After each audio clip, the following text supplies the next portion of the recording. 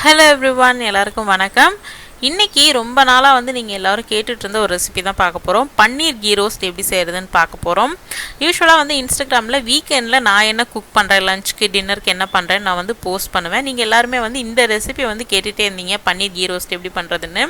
இது பாத்தீங்கன்னா ரொம்பவே சிம்பிளான ஒரு ரெசிபி. நான் ஆல்ரெடி இன்ஸ்டாகிராம்லயே நிறைய பேருக்கு ரிப்ளை பண்ணியிருந்தேன். பட் ஸ்டில் இது ஒரு வீடியோவா போடுங்கன்னு கேட்டிருந்தீங்க. ஸோ இன்னைக்கு இதை வீடியோவா பார்க்க போறோம். நம்ம ரொம்பவே சிம்பிளா பண்ணலாம். ஒரு 10-15 நிமிஷம் தான் ஆகும் நம்ம பண்றதுக்கு.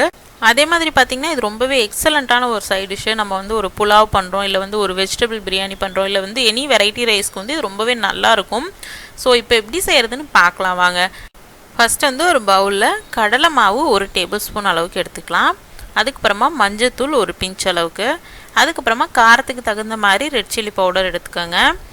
அதுக்கப்புறமா மல்லித்தூள் 1/2 டீஸ்பூன், கரம் மசாலா 1/2 டீஸ்பூன், அதுக்கப்புறம் தேவைக்கேற்ப உப்பு சேர்த்துக்கலாம். அதுக்கப்புறம் இஞ்சி பூண்டு விழுது பார்த்திங்கன்னா 1 டீஸ்பூன் அளவுக்கு சேர்த்துக்கோங்க. அதுக்கப்புறமா தயிர், இது ரொம்ப புளிச்சிராத தயிராக பார்த்துக்கோங்க, ஃப்ரெஷ்ஷாக இருந்ததுன்னா நல்லாயிருக்கும்.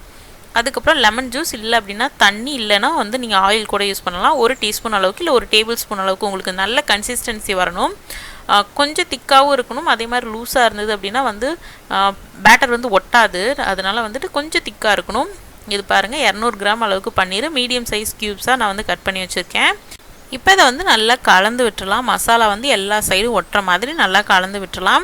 இதோட பியூட்டியை பார்த்திங்க அப்படின்னா நம்ம பன்னீரை ரொம்ப நேரம் ஊற வைக்கலாம் தேவையில்லை. யூஸ்வலாக சிக்கன் மட்டன்லாம் நம்ம 1 மணி நேரம் 2 மணி நேரம் ஊற வைப்போம் இல்லையா, அந்த மாதிரிலாம் ஊற வைக்க தேவையில்லை. மேக்ஸிமம் 10லேருந்து 15 நிமிஷம். நம்ம இன்ஸ்டண்ட்டாக பண்ணணுன்னா நம்ம அது கூட ஊற வைக்காமல் பண்ணலாம், ரொம்பவே நல்லா தான் இருக்கும். இப்போ நெய் எடுத்துக்கோங்க. ஒரு பேனில் 1 டேபிள் ஸ்பூன் அளவுக்கு. இப்போது நம்ம ரெடி பண்ணி வச்சுருந்த பன்னீரை ஆட் பண்ணிக்கலாம். பேன் நல்லா சூடாக இருக்கணும். அதே மாதிரி நெய்யும் நல்லா சூடானதுக்கப்புறமா போடுங்க. அப்போ தான் மசாலா பேனில் ஒட்டிக்காது. சூடாக இருக்கும்போது போட்டிங்க அப்படின்னா பன்னீர்லேயே ஒட்டிக்கும், இல்லைன்னா பேனில் ஒட்டிக்கும். அவ்வளோதான். நீங்கள் பேனில் கூட பண்ணலாம், இல்லைன்னா தோசை தவாவில் கூட பண்ணலாம், நல்லா தான் வரும். அவ்வளோதான். இந்த மாதிரி நல்லா ரோஸ்ட் ஆகிற வரைக்கும் அடிக்கடிலாம் கிளறி விட வேண்டாம். அப்பப்போ ஒரு 2-3 நிமிஷத்துக்கு ஒருக்கா கிளறி விடுங்க. பன்னீரும் பார்த்திங்கன்னா சீக்கிரமாக வெந்துடும். ஸோ நம்ம கிளறிட்டே இருக்கக்கூடாது. கிளறிட்டே இருந்தோம்னா உடஞ்சிரும். நிறைய பேர் என்கிட்ட இன்ஸ்டாகிராமில் நான் போஸ்ட் பண்ணுற வீடியோஸ் பார்த்துட்டு, ஃபோட்டோஸ் பார்த்துட்டு கேட்பீங்க, எப்படி நீங்கள் பன்னீர் உடையாமல் செய்கிறீங்க அப்படின்னு. நான் மேரினேட் பண்ணேன் இல்லையா, 10-15 நிமிஷம் வெளியில் வைக்கிறத நான் ஃப்ரிட்ஜில் வச்சுருவேன். ஸோ தட் அந்த பன்னீர் அதே ஷேப்பில் இருக்கும். இல்லை அப்படின்னா வெளியில் வச்சுருந்தோம் அப்படின்னா அதோட ஷேப் மாறிடும். ஷேப் மாறிடும் இந்த சென்ஸ் ரூம் டெம்பரேச்சருக்கு வந்துடும். அதை நம்ம ஃப்ரை பண்ணும்போது அது உடைய சான்சஸ் இருக்குது. ஸோ ஃப்ரிட்ஜில் வச்சுட்டோம் அப்படின்னா அது அப்படியே இருக்கும். அதனால தான், அந்த ரீசன் தான். ஸோ நீங்களும் ஃப்ரிட்ஜில் வச்சு ட்ரை பண்ணி பாருங்கள். அவ்வளோதான், நம்மளோட பன்னீர் மணக்க சூப்பராக ரெடி ஆயிடுச்சு. நான் ஆல்ரெடி சொன்ன மாதிரி இது எல்லா வெரைட்டி ரைஸ்க்கும், ப்ளைன் பிரியாணி, குஸ்கா, அப்புறம் வெஜிடபிள் பிரியாணி, புலாவ் எல்லாத்துக்குமே ஒரு சூப்பரான சைட் டிஷ்ஷாக இருக்கும். கட்டாயம் இது வீட்டில் ட்ரை பண்ணி பாருங்கள். செய்யறதும் ரொம்ப ஈஸி. ஸோ பேச்சுலர்ஸ்லேருந்து செய்ய தெரியாதவங்க, ஐ மீன் குக்கிங் தெரியாதவங்க கூட இது ஈஸியாக செஞ்சிடலாம். ஸோ கட்டாயம் வீட்டில் ட்ரை பண்ணி பாருங்கள். ட்ரை பண்ணி பார்த்துட்டு உங்களோட ஃபீட்பேக்ஸை எனக்கு கமெண்ட்ஸில் சொல்லுங்கள். உங்கள் எல்லாரையும் நான் இன்னொரு இன்ட்ரெஸ்டிங்கான வீடியோவில் சந்திக்கிறேன். அதுக்கு முன்னாடி நம்ம சேனலை சப்ஸ்கிரைப் பண்ணாமல் இருந்தீங்கன்னா சப்ஸ்கிரைப் பண்ணிக்கோங்க. கூடவே அந்த பெல் ஐக்கானை கிளிக் பண்ணிக்கோங்க.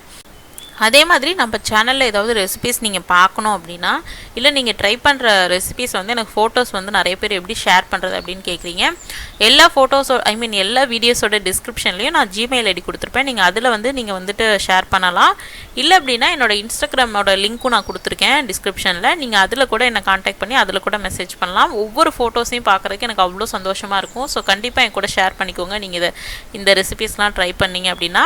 Okay, bye, take care.